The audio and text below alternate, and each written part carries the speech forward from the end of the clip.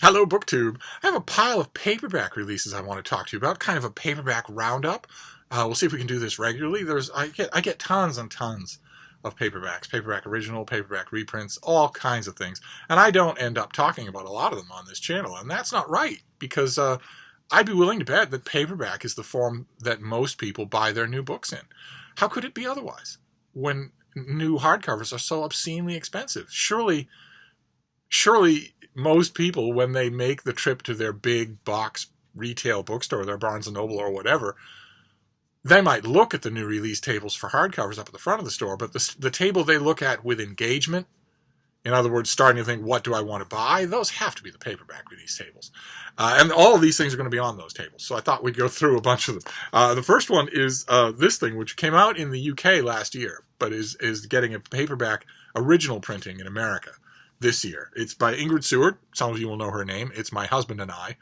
The story of the courtship and early years of the marriage of Queen Elizabeth II and her husband. And Ingrid Seward is a British historian. She is a royal watcher, and she's got a ton of books to her credit. And I have not read this because I don't think it got an American publication simultaneous with its release in the UK. So I like to read everything serious or semi-serious about the House of Windsor, so I will certainly read this, although the title is a bit of a misnomer. I should mention, some of these I have read, and some of them I have not. So this is one that I have not. Most of them I've read. But the title is a bit of a misleading thing, because it sounds like Elizabeth is talking to you, and she's not. And she never has, and she never will. So she's never really sat down with Ingrid Seward or anybody else and said, well, here's the thing about my husband and I, and she wouldn't do it anyway. She'd say one's husband and one. But it doesn't matter. This is a story that I will know really well anyway. I have read every major biography of Queen Elizabeth II that's ever been written. I've read a lot of the minor ones as well. So I know this story already. I know there are three different versions of every major part of it, from when they met to when they decided they would marry to how the early marriage went. There are three separately attested versions, wildly different versions of all three of those linchpin things and a bunch of other stuff too. And it will never not be that way because the Queen does not grant interviews. So we don't have an official way to know. There's also a great deal of primary information, documents, letters, journal entries that is just, this is a family that has a close coterie of friends who just observe privacy. So I imagine that 99% of this will be stuff that I've already read, but Ingrid Seward is a very engaging writer, so I'm looking forward to it. That was one that I haven't read, but I will be getting to it. I think pretty much all the rest of these are ones that I have read, including one that I read before most of you were born. We'll get to that. We'll save that for last because it's too good. So this next one is one from last year. This is Ramp Hollow, which is Stephen Stoll's book about Appalachia. Modern day Appalachia. Those of you who are not from America, Appalachia is a famously poor and downtrodden area of America, and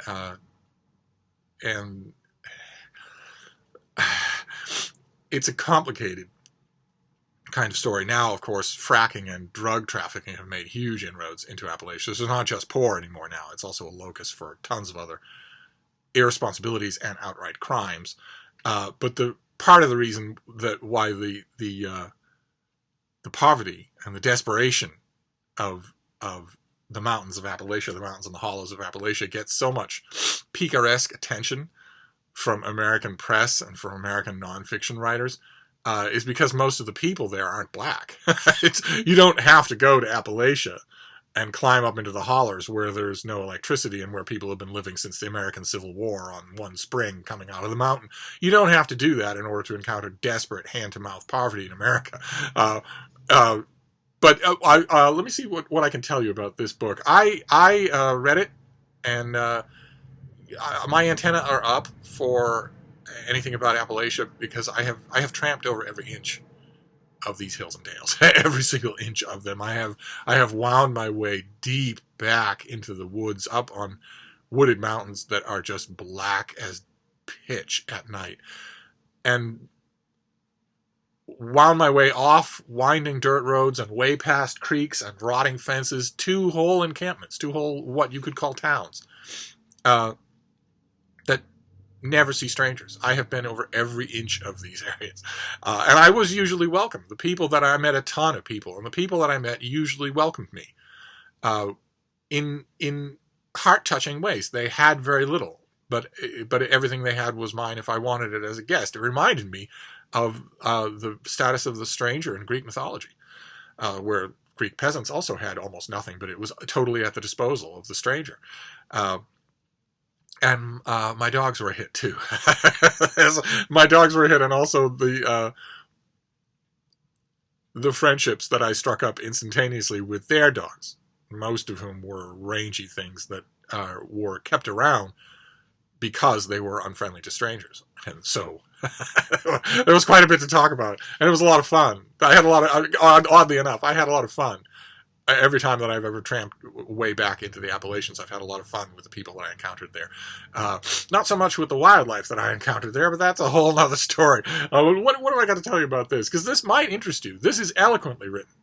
Like I was saying, the thing that twitched my antenna, the thing that I was worried about, is that for every bit of heartfelt, responsible reporting or fiction that Appalachia evokes from writers, there's also an equal number of opportunistic panhandling that's just horrifyingly condescending. And I was wary, of course, you get a book like this, you worry that you're going to encounter something like that, and I didn't. Let's see here. In Ramp Hollow, Stephen Stoll offers a fresh, provocative account of Appalachia and how the struggle between mountaineers and outside forces have defined a large tract of American life. He begins with the earliest European settlers whose desire to hunt in vast forests was frustrated by absentee owners, including George Washington and other founders, who laid claim to the land. Within just a few decades, Appalachian hunters and farmers went from pioneers to pariahs, from heroes to hillbillies. In the national imagination, and in the area was locked into an enduring association with poverty and backwardness. And that description gives you a hint of the tone of the book. The tone of the book is very clear-eyed. So if you are interested in the nature, the culture, the people, and also the current issues of Appalachia, you'll see this on your paperback table. Give it a strong consideration. And this next one, of course, you won't need to consider. This next one, of course, you will buy. This is Robert Dallek's great, it's called A Political Life of Franklin Roosevelt, but considering what a political animal Roosevelt was, there's scarcely any other kind of life to write about him. This is just terrific. It's Roosevelt in peace and war. It's Roosevelt contesting and dealing and outmaneuvering and occasionally, very occasionally, being outmaneuvered. And Dallek, those of you who know his work, he's incredible. The way that he balances long, meaty prose sections with great anecdotes and quoted dialogue is just incredible.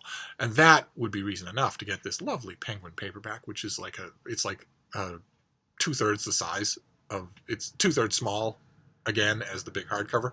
That would be reason enough. But of course, the thing that will sell it when you go to your paperback new release table at your Barnes & Noble will be a blurb. There's a particularly sexy blurb right on the inside at the top of the page. And that's the thing that will sell it. Yes, so when you hold this up, when you're browsing that new release table nonfiction at your Barnes & Noble and you hold this up, make sure to look for the blurbs. This one comes with the very best of them. A surefire sign of quality. Then what have we got next? Oh, yes. All right. This is an ongoing thing, also from Penguin. This one is Maigret and the Reluctant Witness. This is by Georges Simenon, and this is this long-running series of his about a police detective who runs his little department in Paris and encounters crime and solves crimes. They are, I guess you could call them police procedurals, but there's something about them. They're, first of all, groundbreaking for police procedurals. Most of what we consider to be modern day police procedurals sprang from the Maigret novels. But there's something about them that's more than that. There's something about them that's winsome and incredibly atmospheric. The Paris of these books just lives on every page. It just lives. Some of them are better than others. Simenon was famous for writing these things at breakneck speed. We're talking well under a month for a book from no idea at all to finished property that was at his publisher in typewritten pages. And Penguin has undertaken a retranslation of all of these books. This translation, I think, is original to this year. And a lot of these things haven't been translated in... This thing is 60 years old, this novel. A lot of them haven't been translated since they originally appeared. Let's see, the pages are not obeying. Yes, this is a 2018 translation. And I read the originals when they came out in English. Some of you remember they were little white mass market paperbacks, and they all looked exactly the same. They weren't anywhere near as pretty as these things. These are wonderfully designed, and they don't have the little detective figure on the cover. I read all of those originals as they appeared, and wasn't a fan of the series or the character, mainly I think because of the translations, which were a little baroque. They were a little stuffed. They felt a little inert, and the quippiness, the aphoristic nature of a lot of the dialogue wasn't there. The translators of those original mass markets just didn't do it. They just substituted something else instead. Something that made the English language, the original English language versions of these novels seem like, I don't even know, halfway between Agatha Christie and Raymond Chandler, when actually Simenon is completely different from any other mystery writer. And these new translations capture that perfectly, just perfectly. So now there's a whole shelf. They're almost done with this year. There's a whole shelf of these things, all looking like that, and all wonderful. It's a low-key thing that Penguin's been doing, but to embark on a complete retranslation of these novels that everybody loves. I mean, they might not be, Victor Hugo, but every single French politician in the 50s read these things like candy. Every single American politician read the translations in the 50s and 60s. And when you read one, you'll see why. Because you pop them right down. And they're wonderful, wonderful stuff. And some, like I said, they're uneven in terms of, how memorable each one is. Some of them are obviously dashed off. Others are wrapped around the kernel of a fantastic idea.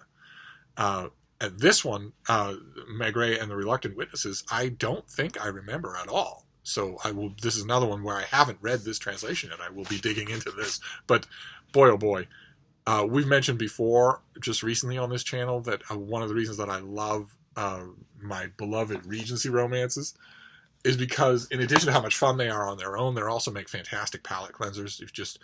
If you want to just a reading reset, maybe you're in a slump, or you've just read a really difficult book, like, for instance, Adam Tooze's book Crashed, about the 2008 financial crash. Absolutely essential reading.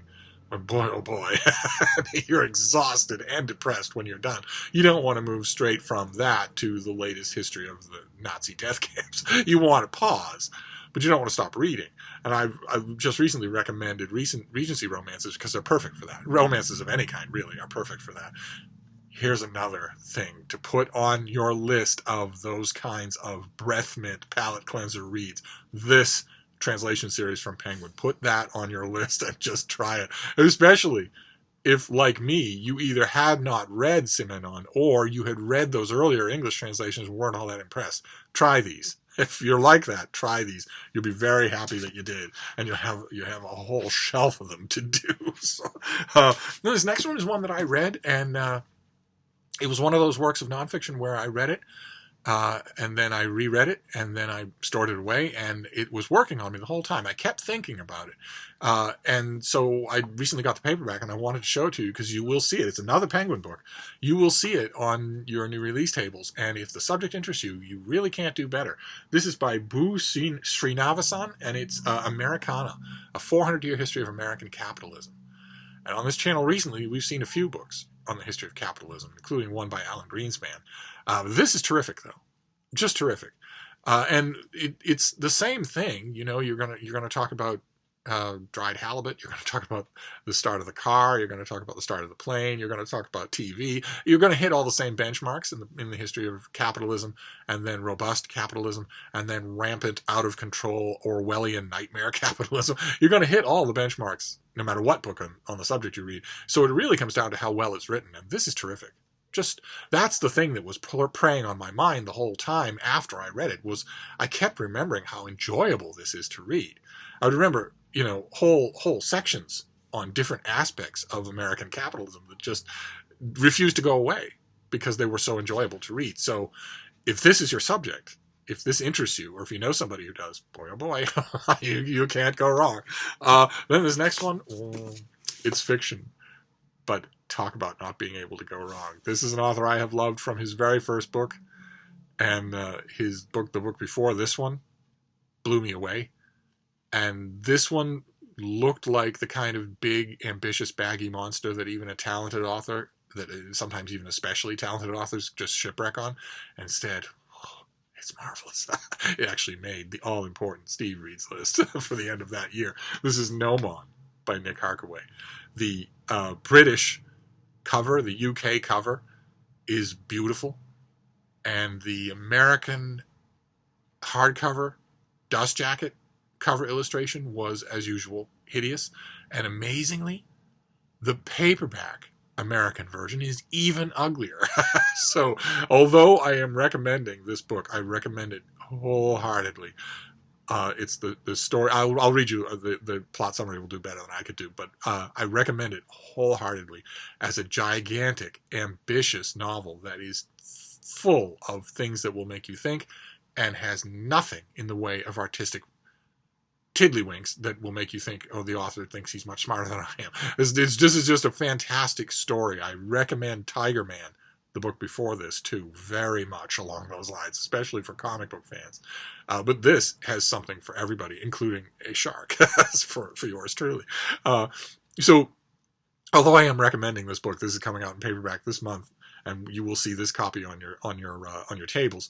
If you read this is a rare instance where if you read the dust jacket, or the description, if you hear it on this channel and you think, that sounds like exactly what I want to read, you might want to look around on Book Depository or someplace for a nice, affordable UK trade paperback. But anyway, let me tell you a little bit about this. In the world of Gnomon, citizens are constantly observed, and democracy has reached a pinnacle of transparency. Every action is seen, every word is recorded, and the system, with a capital S, has access to its citizens' thoughts and memories, all in the name of providing the safest society in history. And of course, what happens is a murder. The system doesn't make mistakes, but something isn't right about the circumstances surrounding the death of Diana Hunter, a suspected dissident who died during interrogation.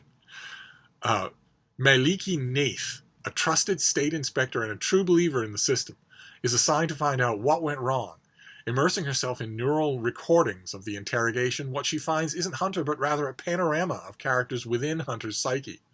Embedded in the memories of these characters, Neath begins to catch glimpses of the real Diana Hunter, and the staggering consequences of what she finds will reverberate throughout her world, and also blow that world to smithereens. And that's only the main plot line. There are 3 other major plot lines in this book that are every bit as interesting. And in addition to all that fun and all that meaty reading, there's also no evidence whatsoever of the bugaboo that we always mention on this channel about contemporary fiction. This author knows how to end a book. In this case, he ends it 4 different ways. Each major plot line has a fantastic climax and conclusion. So this is going to be out in paperback. If you don't mind this ugly cover, then you can buy it right here in America. But if you missed it when it came out last year, I strongly recommend it. Then this next one, also contemporary fiction, also from last year, and it was sticking in my mind. Like the capitalism book, it was sticking in my mind because I was thinking how much I enjoyed it. How much I enjoyed the no-nonsense, get-right-to-it job the author did in telling the story. And the author is Alex Gilvari, and the book is Eastman Was Here. This is the American edition. Kind of eye-catching. Eastman Was Here is the name of the book. And it's about an expat writer who goes to Southeast Asia in order to rescue his career and maybe work on a new book, and he gets subsumed into one intricate imbroglio after another in his new place. Let me tell you, this paperback is covered in blurbs of people who thought this was one of the best books of the year, and I really liked it, but it stayed with me a lot more than I thought it would. The setting is New York, 1973. Alan Eastman has hit rock bottom. Once a revered man of letters, he now finds himself alone, reeling from the sudden departure of his wife and bemoaning his faded career. When he receives an unexpected phone call from an old rival, he discovers the solution to all his problems. He will fly to Saigon to write the definitive account of the Vietnam War and regain his former glory. But once in Vietnam, he's outmatched in bravery and resourcefulness by the women writers he's never read and discovers that he may already be obsolete. Those women characters and also one particular Vietnamese character are done wonderfully in this book. They just step forward. They're introduced and fleshed out without any fuss, without any narrative gimmickry. But really, it's Eastman himself that I think commands this book from start to finish. That isn't always the case, even when a major character is named in the title. But in this case, I think it was writing Eastman that probably got this author out of bed in the morning to do his drafts. And this is going to be on your paperback table if you want a much slimmer. This is much slimmer than Nomon. But if you want a contemporary novel, contemporary American fiction that has the Steve seal of approval, this is one of them, especially if it interests you. And then the last paperback we'll deal with, I have already read. But I read it before most of you were born, and it has been reissued. It has been reissued from the bygone era of 1965. This is by Fletcher Knebel, and it is Night of Camp David. And that is the cover. But the paperback comes with a flap, and the outside flap does not have the cover, it does not have the title. Instead, aimed squarely at the American 2018 news cycle, it has this question.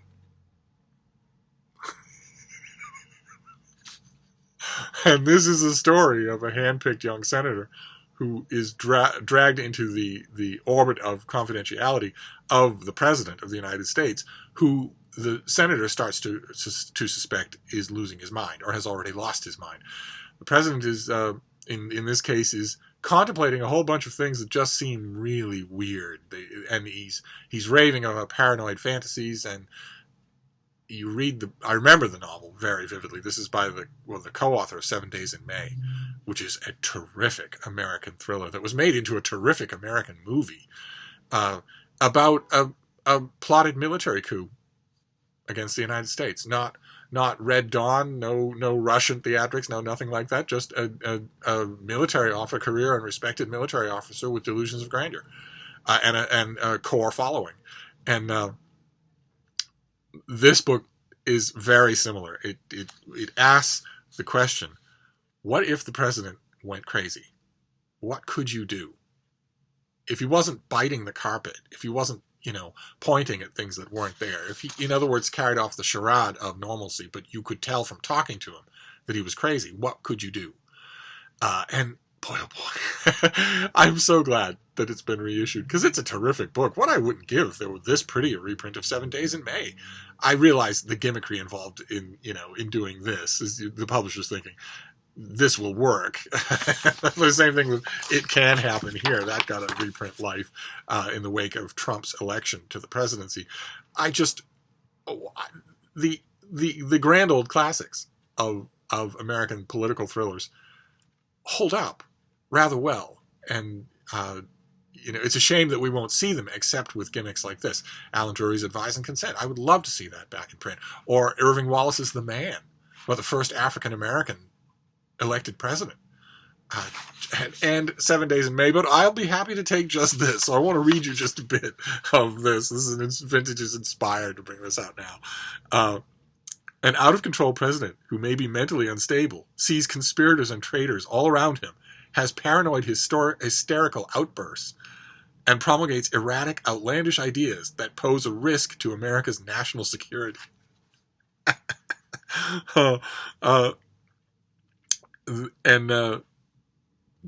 Let's see here. In Night of Camp David, when U.S. President Mark Hollenbach begins talking Senator Jim McVeigh into his confidence, the young senator knows that his star is on the rise. But when Hollenbach starts summoning McVeigh to Camp David in the middle of the night, There, the president sits in the dark and rants about his enemies, unfurling insane theories about all the people he says are conspiring against him. This is 1965, keep in mind. So before Nixon, much less before 2018. And if I remember correctly, I am going to delight in rereading this, but I haven't done that yet. But I remember it fairly well from when I first read it. And if I remember correctly, the pub sheet, of course, doesn't spoil anything. But if I remember correctly, there are two main issues involved that Hollenbach, two things that he does that strike everybody once they learn about them, McVie and then everybody he takes into his confidence, as self-evidently crazy. One is to try and create a super union between the United States of America and Canada. If I remember correctly, that's one of Hollenbach's plans. But the other one is massive surveillance of U.S. citizens without a warrant, which is happening, which is a fact of life. The camera on the machine that you are using to watch me right now is watching you and recording everything you do. The microphone in your laptop is on, and when you go, if you take the trouble to burrow into the settings of your laptop in order to shut it off, it doesn't shut off. Your machine tells you that it has, but it hasn't, because Microsoft needs the all sorts of Apple needs all sorts of the massive commercial safety net that the U.S. government gives it, and doesn't want antitrust legislation, massive tax audits, anything like that. They don't want hostile legislation from the Hill. And anyway, if I remember correctly, those are the two bugbears. But there's also the fact that Hollenbach is just nuts, and this is going to be fun to read. I wonder how much of it will come across as dated. I really do, because some of it is. I remember, for instance, that Knebel had a way with female characters that was good for Mad Men, that era, but won't really fly to. Okay. All right, well, I randomly come across an example. It's a sample of the prose of a bygone era. This is an executive assistant to one of the people that McVie is talking to about Hollenbach. She was a big girl, built like a peasant, with a broad bottom and cushioned breasts that always made men look a second time. Just picture this in Frank Sinatra's voice. Her skin had a light olive tint, and her eyes matched her hair as exactly as a pair of ebony earrings. Rita's mother was Italian, her father Polish, and she grew up in the dreary wood-frame Polish section of Buffalo, a city she never revisited if she could help it. Rita excited, man. Even bent over her typewriter in Donovan's outer office, her body evoked visions of the urgency and the solace of sex. Visiting politicians never minded being kept waiting by Donovan. And so on. And you get that quite a bit. But the Washington power dialogue, the Washington power brokering, beautifully evoked in this book. Just beautifully evoked. And of course, it's trashy fun. So I can't wait to reread it. So we had a fairly even mix here. There are a few books I haven't read yet, and a few that I have. So that's a paperback roundup. I just want to show you some recent paperbacks that you're going to see in your bookstores. So we have Night of Camp David. Cannot recommend it highly enough for those of you the yen for vintage political thrillers. Eastman Was Here, and it's bright, shiny paperback. Nomon by Nick Harkaway. He is a major novelist and major literary figure, worth your time to get to know. If this seems too ambitious or too out there for you, then find a copy of Tiger Man at your bookstore and read that instead, because that you will love. Americana, a very, very quotable, well-written history of American capitalism. Then it doesn't really matter what this one is. This is Maigret and the Reluctant Witnesses, but it could be anything in this Penguin series of the Simenon novels. They're all worth investigating. They're not, they're just peanuts from a jar, so you don't need to read them in any particular kind of order, and you'll get to know the world of Maigret very soon and like it. Then Robert Dallek's biography of Franklin Roosevelt, complete with a fantastic blurb, a blurb that seals the deal. Then Ramp Hollow, an unsentimental and very evocative look at issues in current-day Appalachia. And the first one that we did, One's husband and one. Ingrid Seward's look at the courtship and early married years of Queen Elizabeth II. So that is a paperback roundup for now, just to fill your TBR with more titles. There's more to come. Sorry about that, book two.